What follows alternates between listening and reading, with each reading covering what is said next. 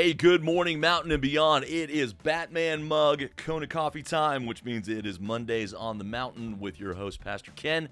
I trust and pray that this morning finds you blessed and healthy and that your life is off to a good start. And at the beginning of this week, we've been talking here at the Mountain, continuing about our conversation about the awe of God. We've got the sermon series that we've entitled Awakening Awe, and we've been focusing on how important it is, what perspective you hold God in. That if God is just this kind of like cosmic deity far off that you fit into your life when it's convenient or you need something, you're doing it wrong.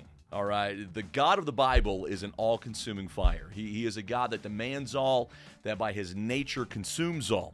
And that sounds to our individual, especially Western mindset, as oppressive and heavy. Instead, that's the most liberating, freeing thing. When you understand who Jesus is and what Jesus says about primarily himself and then your relationship with him, you will never again think of him as just something that he's a get-out-of-hell-free card.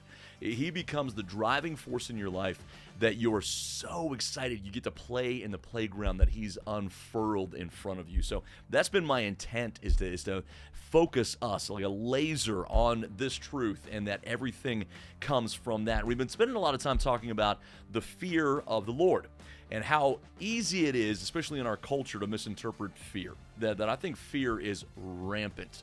Carnal fear, anxiety, concern, these sorts of things that end up really kind of hampering you, they're at an all-time high. Have you noticed that? Have you noticed that in culture that we live in the most medicated season that America has ever had, probably the world has ever had? We live in the most suicide rampant, mental health crisis society that we've seen, at least certainly in my lifetime, and probably many, many lifetimes before that. And so it's important that we understand the fear of the Lord is not that sort of fear. The fear of calamity, it freezes you. The fear of the Lord frees you. As a matter of fact, we said this yesterday, Isaiah 33, 5, and 6. Parts of it says this: the Lord is exalted, for he dwells on high. He will be the stability of our times. Abundance of salvation, wisdom, and knowledge. The fear of the Lord is Zion's treasure. Some other translations call it the Lord's treasure. How the fear of the Lord is not something to be shied away from. It's to be something to be embraced, to actually be sought after, because it is the treasure of the Lord. There are certain things that the fear of the Lord gets you that nothing else will. I said it this year: when you fear the Lord, the fear of man, the fear of earth, the fear of our concerns, it cannot give you what the fear of the Lord gives you, and it cannot keep from you what the fear of the Lord gives you. It is a liberation. One of the points we brought up yesterday, one of my favorite characters of the entire Bible, is the Proverbs 31 woman. There's some debate about whether or not it's referring to an actual woman or kind of an amalgamation, or just holding up this standard of these things that we should aspire to are. But there's some really cool things said about this woman in Proverbs 31. It says of her, charm is deceitful and beauty is vain, but the woman who fears the Lord is to be praised. We've all got, I don't care what level of attractiveness aesthetically you have. It is a depreciating asset. It's something that is going away by every stretch of logical understanding.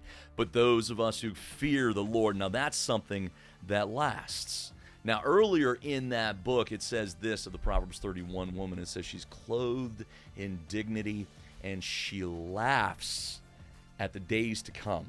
The Hebrew context there is that she is at so much peace about the days to come that nothing worries her.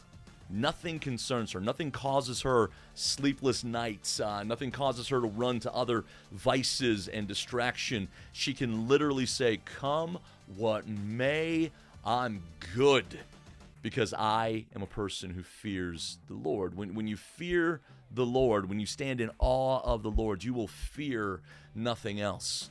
So my question to you today is this, and I'm probably reiterating some questions I've said very similarly in the recent past. What do you fear? You're going to fear something. It's like Bob Dylan said back in the day, right? You're going to serve somebody. You got to figure out who it is you're serving. You're going to fear something. Now, the fear of man is something that is negative. The fear of God is something that is profoundly positive, and it affords you a freedom that you desire. So would you take a few minutes this morning before you hit the week running and just say, God, do I fear you? Do I hold you in esteem and awe over maybe these other things, or is these other things that are dominating my thought process?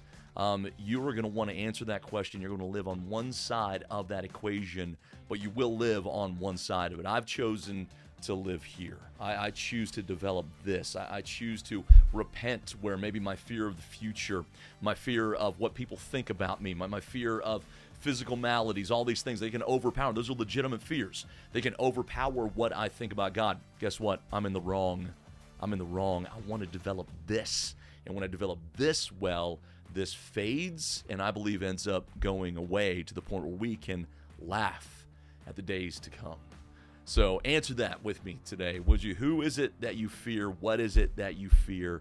And if your answer is on this side, like many of us are and have been at times of our lives, you got a loving Father who's ready to bring you home.